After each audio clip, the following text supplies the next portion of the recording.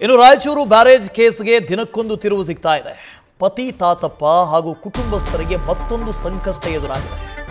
ತಾತಪ್ಪ ಸೇರಿ 10 ಜನರ ವಿರುದ್ಧ ಪೋಕ್ಸೋ ಕೇಸ್ ದಾಖಲಾಗಿದೆ. ಅಪ್ರಾಪ್ತೆಯ ಮೇಲೆ ಅತ್ಯಾಚಾರ ಅಂತ ಪೋಕ್ಸೋ ಪ್ರಕರಣ ದಾಖಲಾಗಿದೆ. ದೇವಸಗೂರು ಪಿಡಿಒ ರವಿಕುಮಾರ್ ಅವರಿಂದ ಈ ದೂರು ದಾಖಲಾಗಿದೆ. ರಾಯಚೂರು ನಗರದ ಮಹಿಳಾ ಪೊಲೀಸ್ ಠಾಣೆಯಲ್ಲಿ ಈ ಕೇಸನ್ನು ಕೊಡಲಾಗಿತ್ತು. ದೂರು ಕೂಡ ಆಗಿದೆ. ಪೋಕ್ಸೋ ಕೇಸ್ ಇದು. ಮೊದಲನೇದಾಗಿ ಬಾಲ್ಯ ವಿವಾಹ ಅಂತ ಹೇಳಲಾಗಿತ್ತು. ಕೇವಲ 15 ವರ್ಷ 8 ತಿಂಗಳಾಗಿತ್ತು ಆಕೆಗೆ ಮದುವೆ ಆಗೋ ಸಂದರ್ಭದಲ್ಲಿ. ಹಾಗಾಗಿ ಇದು ಬಾಲ್ಯ ವಿವಾಹ ಅಂತೇಳಿ ಆ ಕೇಸನ್ನು ಹಾಕಿದ್ರು. ಈಗ ಅಪ್ರಾಪ್ತೆಯ ಮೇಲೆ ಲೈಂಗಿಕ ದೌರ್ಜನ್ಯವೂ ಆಗಿದೆ, ಆಕೆಯ ಮೇಲೆ ಅತ್ಯಾಚಾರ ಆಗಿದೆ ಅಂತ ಪೋಕ್ಸೋ ಕೇಸನ್ನು ದಾಖಲು ಮಾಡಿದ್ದಾರೆ. ಮೊದಲಿಗೆ ತಳ್ಳಿದ್ಯಾರು ಅನ್ನೋ ಪ್ರಶ್ನೆ ಇತ್ತು. ಹೆಂಡತಿ ತಳ್ಳಿದ್ರೋ ಅಥವಾ ಗಂಡನೇ ಬಿದ್ನೋ, ಆತ್ಮಹತ್ಯೆ ಮಾಡೋದಕ್ಕೆ ಹೋಗಿದ್ನೋ, ಅಥವಾ ಹೆಂಡತಿಯನ್ನು ಸಿಕ್ಸ್ ಹಾಕೋದಕ್ಕೆಲ್ಲಾದರೂ ಈ ಥರದ ಡ್ರಾಮಾ ಆಡೋದ್ನೋ, ಈ ಥರದ ಪ್ರಶ್ನೆಗಳಿದ್ವು. ಈಗ ನೋಡಿದ್ರೆ ಒಂದೊಂದೇ ಟ್ವಿಸ್ಟ್ ಸಿಗ್ತಾ ಇದೆ, ಟರ್ನ್ಗಳು ಸಿಗ್ತಾ ಇದ್ದಾವೆ.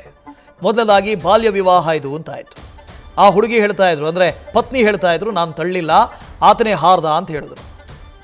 ಸೊ ಶ್ರೀಕಾಂತ್ ಇದ್ರ ಬಗ್ಗೆ ಜನ ಡೀಟೇಲ್ಸನ್ನು ಕೊಡ್ತಾ ಹೋಗ್ತಾರೆ. ಶ್ರೀಕಾಂತ್, ಈ ಕೇಸ್ ಎಲ್ಲಿಂದ ಎಲ್ಲೆಲ್ಲಿಗೋ ಹೋಗ್ತಾ ಇದೆ ಶ್ರೀಕಾಂತ್. ಈಗ ನೋಡಿದ್ರೆ ಹೊಸ ಡೆವಲಪ್ಮೆಂಟ್.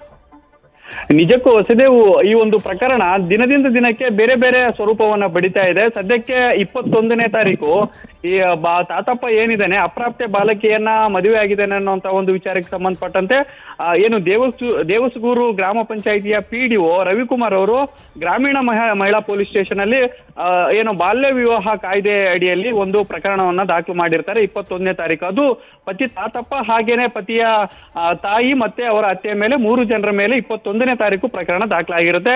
ಅದಾದ ನಂತರ ಈ ಒಂದು ತನಿಖೆಯನ್ನ ಮತ್ತೆ ಅಷ್ಟು ಚುರುಕುಗೊಳಿಸ್ತಾರೆ ಪೊಲೀಸರು. ಅದಾದ ಮೇಲೆ ಮಕ್ಕಳ ಹಕ್ಕುಗಳ ಒಂದು ಆಯೋಗದವ್ರನ್ನು ಸಹ ಸಾಕಷ್ಟು ಸೀರಿಯಸ್ ಇದರಲ್ಲಿ ವರ್ಕ್ ಮಾಡ್ತಾರೆ. ಸೊ ಅದರ ಪರಿಣಾಮವಾಗಿ ಸದ್ಯಕ್ಕೆ 15 ವರ್ಷ 11 ತಿಂಗಳು ತುಂಬಿದಂತಹ ಈ ಒಂದು ಅಪ್ರಾಪ್ತೆ ಏನಿದ್ದಾಳೆ, ಈಕೆಯ ಮೇಲೆ ಅಂದ್ರೆ ಈಕೆಯನ್ನ ಮದುವೆ ಮಾಡಿದಂತಹ ಬಂಧು ಬಳಗ ಆಗಿರಬಹುದು, ಈಕೆಯ ಪೋಷಕ. ನ್ಯೂಸ್ ಫಸ್ಟ್ ನಿರ್ಭೀತಿಯಿಂದ ನಿಮ್ಮ ಪರವಾಗಿ.